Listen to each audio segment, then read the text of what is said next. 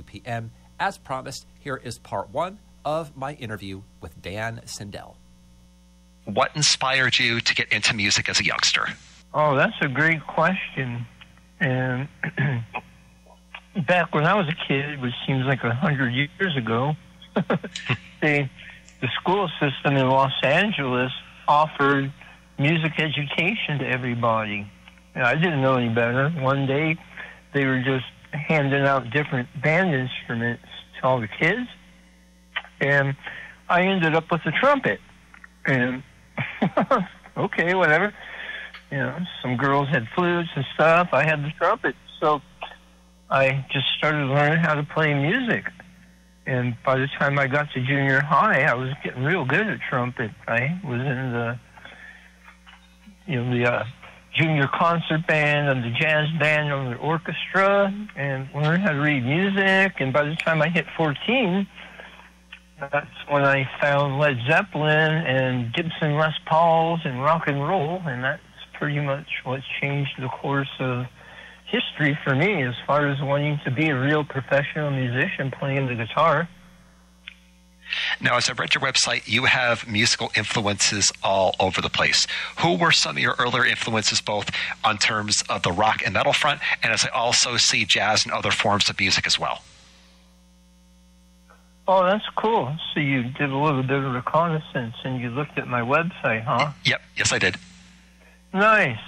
Well, from what you see there, that doesn't even scratch the surface, but I have thousands of different musicians for all different various reasons who inspire me musically, and it's not just all guitar players. But as far as guitar players, the ones that really made me want to play, for sure that was Jimmy Page and Jimi Hendrix and Tony Iommi and Steve Howe from Yes and Al Di Meola. Most of the guys from the mid-'70s. Peter Frampton was huge. Tom Scholz from Boston was a very important person to help me learn how to play some songs.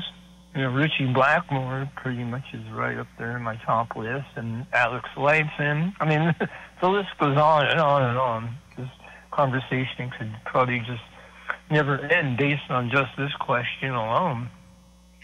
Now, I saw, too, of course, that Jeff Beck passed away. Did you happen to see him live before he passed? I had once. Yeah, once and only once. I truly wish I'd seen him more in the recent past times. But unfortunately, concert tickets are just so expensive, it's hard to get out and do things. Yep.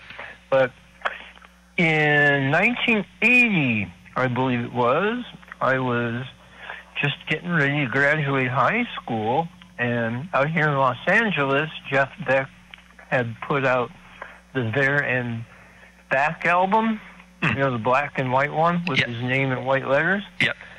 And we went to the local Ticketmaster to get tickets, and it was always a surprise to find out if you got good seats or bad seats. So we got our seats, and we opened up the envelope, and me and my friend were just sitting there like, wait a minute. We ended up with front row center, just right there in front of Jeff Beck. It was like a dream come true to see him up close. Frightening how good a person can be. Yeah, his technique was definitely very unique and not somebody who can easily be imitated. No, and his personality and just the way he delivered, it was just extremely conversational, just amazing. So yeah, you go and see different musicians and they really alter the way you think on how an artist does and can communicate with an audience, depending on what level or skill they may be at. Even the punk rock guys, you can get a lot from them too. Just their sheer passion and their energy, not so much how many years they invested on their instruments, right? Yep. Yeah. In terms of bandstand, was Stone Soldier your first official band?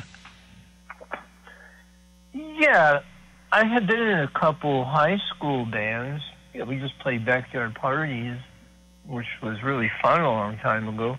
But Stone Soldier was the first band to really do anything on a bigger level. We were hometown heroes here in Los Angeles. We shared the stage with some very prominent acts, international acts from back then.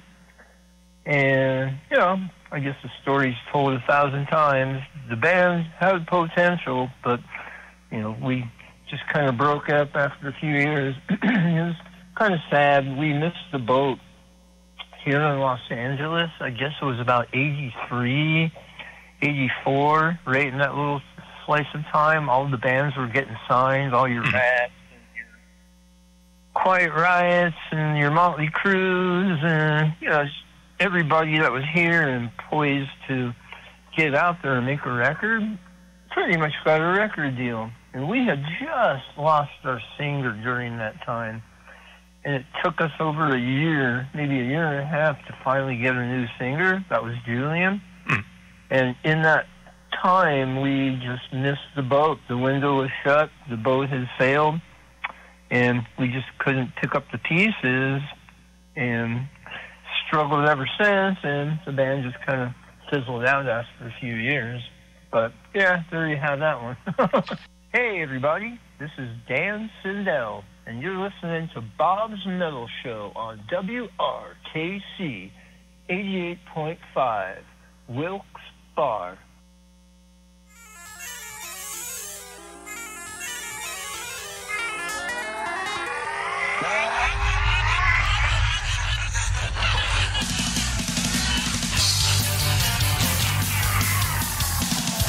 I'm really digging it, man. You're playing to rule the world. I'm really trusting you, man. You're playing to rule the world. I'm really digging it, man. You're playing to rule the world. I'm really trusting you, man. You're playing to rule the world. I'm really digging it, man. You're playing to rule the world. I'm really trusting you, man. You're playing to rule the world.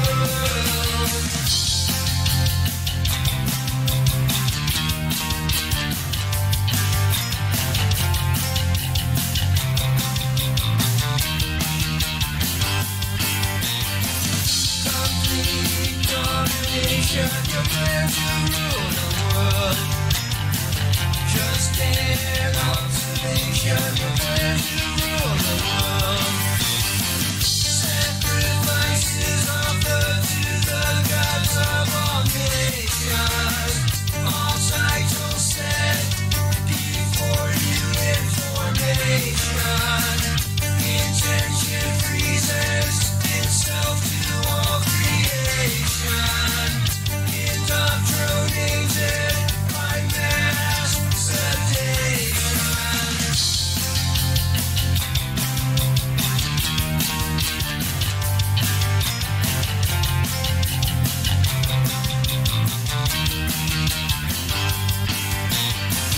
Complete domination, you're playing to rule the world. Just an observation, you're playing to rule the world.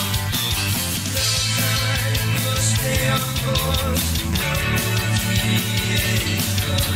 Glory to one and all, and like the reputation. No time must stay on course, no deviation. Glory to one and all, and like the sensation. No time must stay on course, no deviation. Glory to one and all, and like the sensation.